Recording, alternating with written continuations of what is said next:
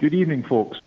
Welcome to the Glenlivet. This is going to be a great night, the first time we've ever done a Google Hangout, especially here, live from the distillery. My name's Ian Logan, and I'm the Glenlivet Global Whisky Ambassador. The gentleman with me, I'm quite sure most of you recognise, is Alan Winchester. Alan is the Master Distiller here at Glenlivet. A veteran of the industry, he's been here a long time, and no one knows the place better. And he's responsible for what goes into every single bottle that you enjoy. So if anyone deserves credit for what we're doing, it's Alan. This is going to be fun, to listen to your questions, see what challenges you've got for him. We're going to intersperse it with one or two movies as we run through as well. So hopefully it will give you an all-round picture of what happens here at the distillery on a day-to-day basis. It will be fun to hear your feedback at the end as well, and let us know what you think.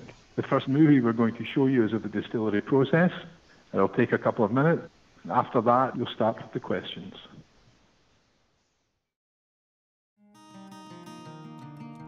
Well, let's begin our tour of the whisky making process just a few hundred metres behind the distillery here at Josie's Well. This is the natural spring that obviously serves the distillery, but how did Josie's Well get its name? We think that Joseph Smith, a local farmer, was related to George Smith, and that would be the Josie part. We're not 100% sure. And obviously the well is unique to Glenlivet Distillery. Josie's is unique amongst the springs because there's a slight bit of hardness in the water, which is ideal for the mashing stage. Everybody knows the name Glenlivet around the world, but what does it actually mean? It means the valley of the smooth flowing one. This is this magic place that's given us all the ingredients to make the best whisky, the Glenlivet. And plenty of water falling from the sky. Well, we certainly need that, but you could have chosen a better day to come and inspect it. let's go.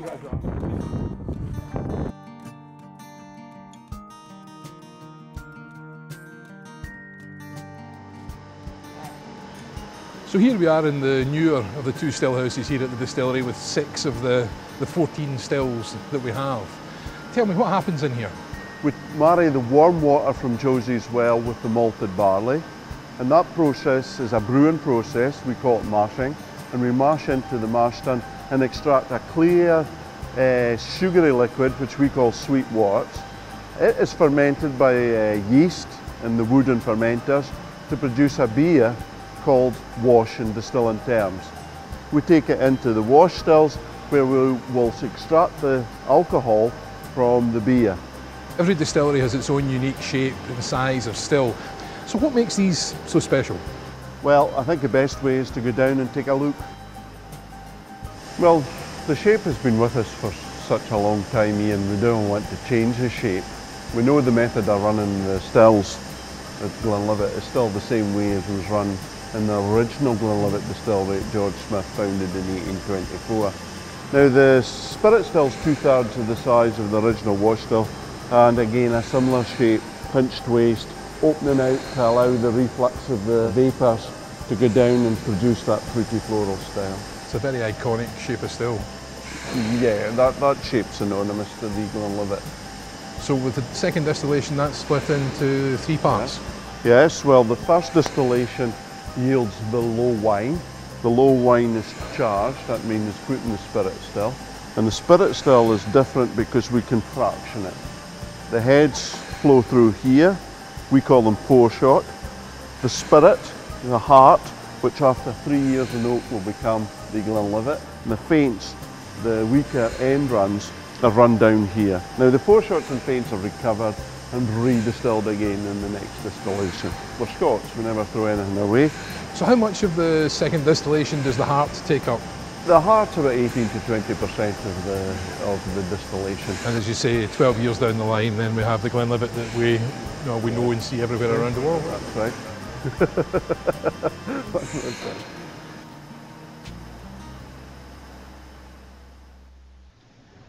So I believe that short clip gives you a feel of the process as it is carrying on just now, taking the elements in to make the Glenlivet. Now, Kevin, I believe you have a question for us.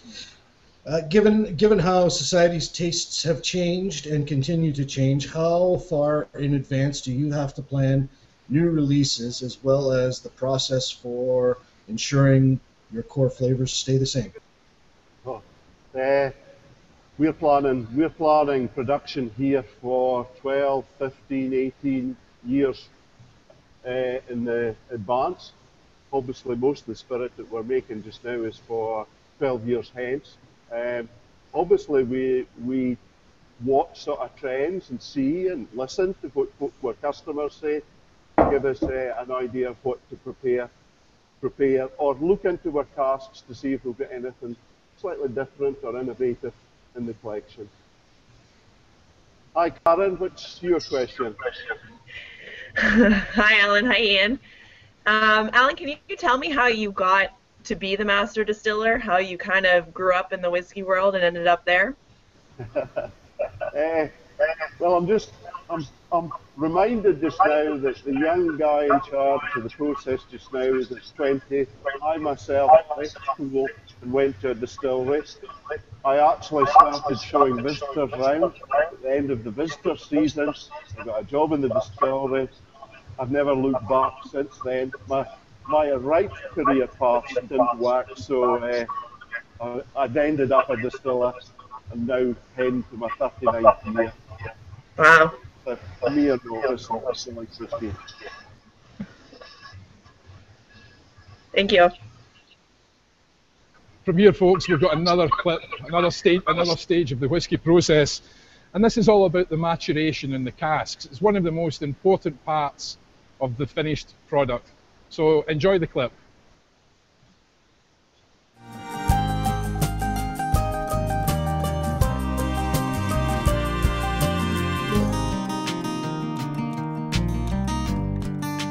Now we're here in warehouse number 1 at Glenlivet, and I love this little warehouse. There's such a selection of casks in here, and we've got the Spanish sherry butts here, very important to Glenlivet. Yes, the Spanish oak, which has very much been prized for the flavours it added to Scotch whisky over the years, and very much was seen as a top dressing. Then you've got the rarer French oak ones here that we use for the 15-year-old French oak reserve. The Limousin oak, yeah, another bit of fun a few years ago that they filled them into new casks coming from the Cognac region to give us a different character again, a different style, suited for Cognac. But we like to see what it would have done with the Glenlivet, and that's been in the go for a wee while. Inside the casks, now, some are charred, some are toasted, some more than others, and now it's very important to the finished product as well. Yes, the Spanish oak's toasted because the oak's softer, so it's easier, it's more pliable for the cooper to work. The American oak has got that deep char, you know. It's just, we start off with that one you make spirit, but we end up with 12, 15s, 18s, 25s, over 50 years old in some cases. It's remarkable. A couple of older ones here, 1962 as well. Yeah, they're very interesting. I often marvel at that article that Bob Arthur was quoted in 1963 saying, "I don't know if folk will be drinking whisky Glenlivet in 1975. When we're planning so far down the line, be it 12, 18, 25 years, it's an extraordinary job to make sure there's stock there available. We have to polish off the crystal ball to do that. It's one of the important things in stock control. As you know, Ian, we really don't know what will happen in the future. We will identify trends, but we are doing what the guys behind us have done, is laying down stock of Glenlivet for the future, and they will take that mantle on in the forward. So it's a strange part of your job that you spend half of your life working with stock laid down by your predecessor, then you spend the second half of your career laying down stock for your successor coming along as well. That's right, Ian, the Glenlivet spirit, I'm tasked to make it as consistently as possible. We use the oak casks to play the different tunes and develop different flavours, change them, pull them out with a different type of oak. So there's obviously the skills of you and your team here as distillers, but equally the coopers who are preparing and making the barrels lend as much to the finished product. Yes, everybody's an important part to play in the role. It's definitely a team effort, from the skill of malting it, distilling it, oak selection, the length of time it spends in the different oaks. It's all important. There's so many different levels involved in it now, and whether it's the people of the industry or whether it's the process of the industry, everything adds its own special parts. That's right.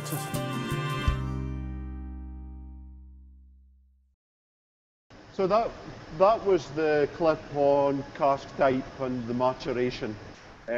Casks are very important and influence styles in the whisky, and they add so much to the flavour of the distillery. There is that the longer it's kept or the type of cask can have more age influence on the whisky, but you have to take an excellent spirit to produce excellent whisky, and then excellent cask is also part of that marriage of the two, the spirit and the oak. So next, our next question, it's over to Blaine. Hi, Blaine. Hi, guys. I would like to know if you could talk about some of the trends towards exotic casks in the maturation process, and anything you guys have coming down the line that we should know about. Yeah. Well, remember we have lots of inventory. Inventory is the amount of casks we're maturing. So we have a lot of Glenlivet maturing and different types of casks. We'll use different ways with the casks, as we said in the video. What's coming down the line? Oh, there'll always be something coming down the line. I don't think I can exclusively reveal anything tonight. Ian, have you anything on that? Well, you're always going to react to things that go on, Blaine, but it really depends so much on the inventory that's available to us and really how the markets change. But it's something we constantly look at and something we're always considering. So, Bob's got a question. Hi, Bob. I personally, the decanter is usually the bottle in my house. You just have to be careful sometimes with the old lead crystal decanters. If the whisky sits too long in there, it will end up tainting and affecting the whisky. But as Alan says, you know, for me, the bottle's never open that long, so I much prefer just to keep it in the bottle. Film 3 is another step down the line. This one is called The Art of Coopering, and it's just going to further build on the importance of helping us out with the best wood. Good wood makes good whisky. There's many different facets to distillery life and the production process here at the Glenlivet, but the casks and the art of coopering are one of the most important things. Tell me a little bit more. Again, this is a skill that's handed down through the generations. You cannot do that as a hobby. You have had to learn the skill and art of coopering. You serve a long apprenticeship. It's wet coopering. It's a great skill because you put that cask together without any glues, and it keeps the spirit in and the water out. It's very important that it survives the years of maturation. It's a great skill. It's the truth to say that no, a bad cask will waste a good whisky, whereas a good cask would salvage a poor whisky. A Master Distiller at the Glenlivet, you take an excellent whisky and you put it in excellent casks, and you have a fair chance of producing excellent whisky. Excellent whisky. When you see these guys who've worked in the industry for 35, 40 years, to have the pride, the passion to keep going, it just reflects more and more what the Glenlivet means to the people that's involved. There's a love, a genuine love in what they do. Many of the folk have got connections going back a number of years in distilling whisky. And not just the distilling, no, it's the farming side. There's so many different aspects that help bring whisky together. It's just another part of the jigsaw. The skill of the farmer, the skill of the maltster, the skill of the distiller, the skill of the cooper. There's lots of skills coming in there. Definitely, definitely.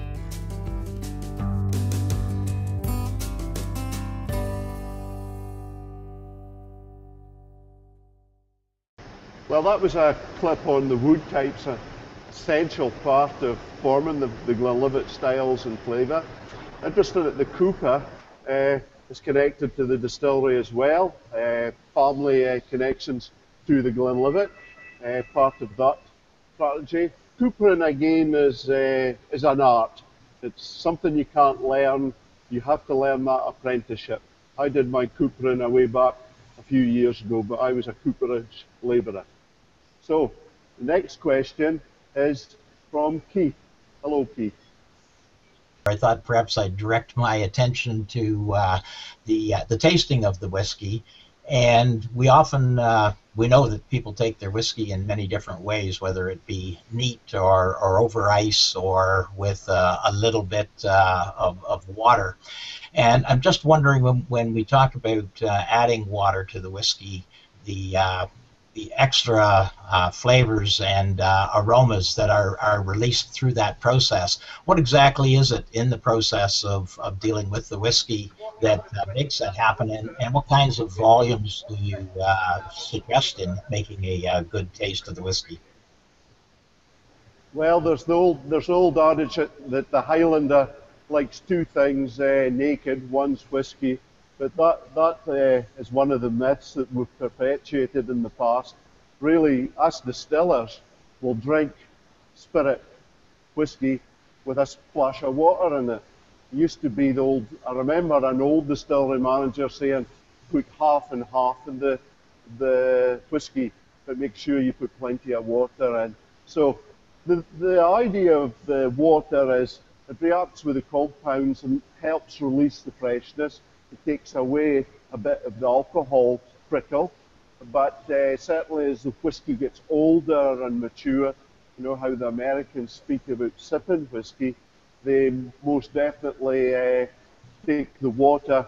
The water will add that bit of freshness. I describe it as walking over the hills and the rain's been falling and it takes up the freshness of the whiskey.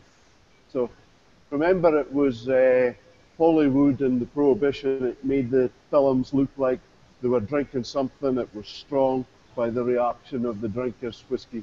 The whiskey on the drinker's face was to tell somebody in the movie they were drinking something hard.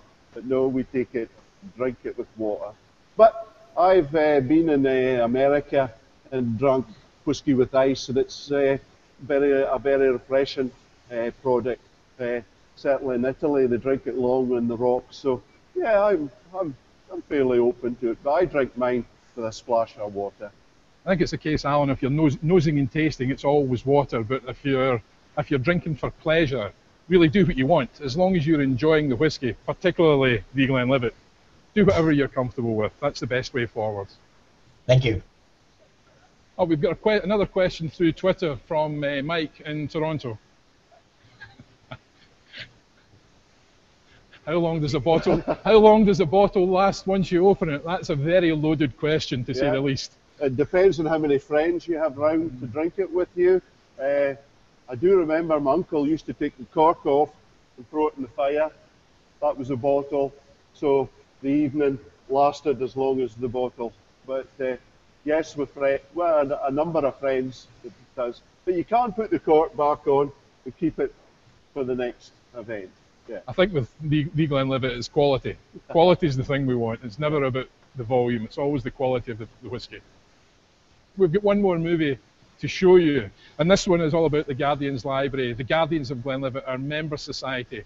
We now have well over 100,000 members around the world, and it's benefits like this that come to the Guardians. So we're always keen to get as many people on board as we can and let them into the behind the scenes secrets of what happens here in the Valley.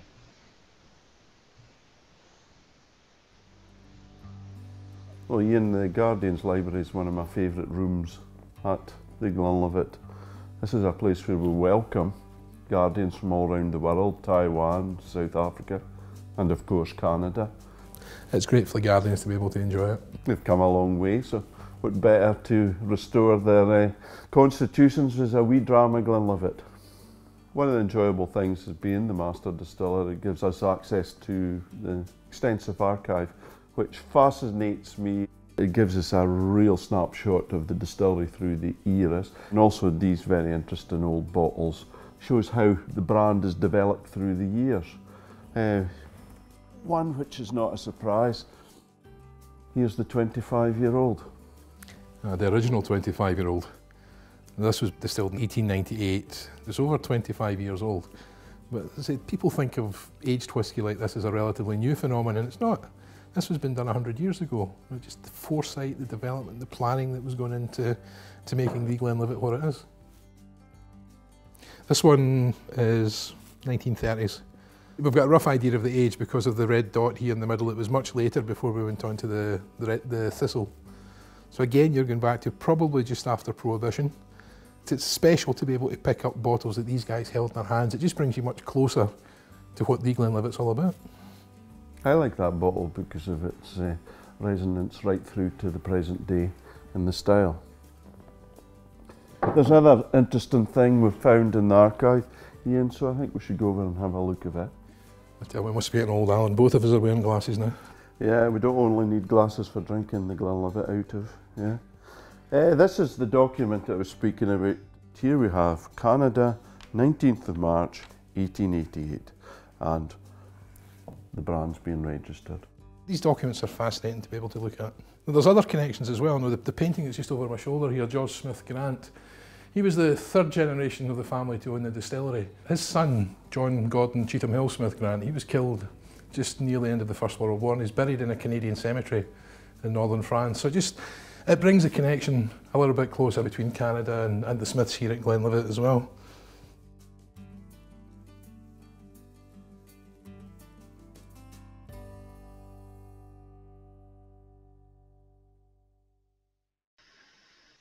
So that was the piece on the Guardians. You saw us with the interesting document to Canada. Shows that Canadians have been discerning whisky drinkers for a long time, which is really great, and it's also great to see it continuing. So now we've got a question from Ken. Okay, sorry.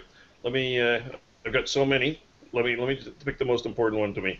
As I'm a manufacturing guy, how do you secure your three main production inputs from a perspective of quality, availability, and in the case of the water, not tampering? So barley, water, and casks. How do you protect those to make sure you have an adequate quality supply? Ken, that's a good question, Ken. That is one of my, that's in my job description. The water's protected. We're in a fairly rural part of Scotland, hidden up in the hills, much to do with our illicit roots that we're up here in this remote place. We guard the water supplies probably pretty responsibly, but the Cairngorms, we're within the Cairngorm National Park, so we've a lot of clean water up here. The barley supplies, we've been buying malted barley or barley in its form from some of farmers' suppliers for many years. We contract with our malt supplier and we set a specification. That specification is reviewed every crop year, and we're into the 2013 crop now at the Glenlivet Distillery. So we do that. And it's the same with the casks. We will, the casks will be bought in the United States, they'll be bought in Spain, and there's a check in quality there. I think we have numerous quality checks throughout the process. The operators, technicians knows the malted barley, they knows the water. We look at the yeast of ingredients. So it's all part of a big quality control, which is also backed up by some laboratory work as well. There is a final arbiter in all of this, and that is the taste and the flavours. And we nose the spirit regularly every week at a panel to see that we are on track, because that whisky's been laid down for a long time. I'm right in saying what you're striving for every time, though, is consistency. Consistency. Consistency is very important. Again, that's my job brief. Again, is make the Glenlivet. We're not making in the distillation process various de-Glenlivets. We're using the oak maturation for the variation, but I am instructed to make the Glenlivet as consistently as possible. Mr. Taylor on Twitter has come back to us again with another question. And he's asking us, how do we manage the consistency year to year on all the different age statements, the 12, the 15, the 18 and onwards? Well, that process starts with the new make spirit. The spirit that's coming from the stills here is checked for its consistency. We then check the casks that it's going into. Now, the different styles will have different oak maturation characteristics, and we'll plan that well out. Now, certain brands can move certain ways, so we have a lot of tunes to play with the whiskies as well. But it's taking that stocks and styles, the 15 where we'll use the influence of the French oak, the 12 tends to be more to the American side, and then as they get older you'll see lots more Spanish influence in the casks. So I would like to say thanks for you all joining us from Canada and the Guardians on this. We'd like to say thank you very much for the folk that's joining us on Twitter. It's been a totally different experience for me and Ian. I know there's also a lot of people watching on YouTube, and to think hopefully that some of you are guardians. Hopefully all of you will become guardians. It would mean a great deal to us to know that you love and enjoy what we're doing here every day of the year. Thank you very much for taking the time to join us tonight. Have a good night.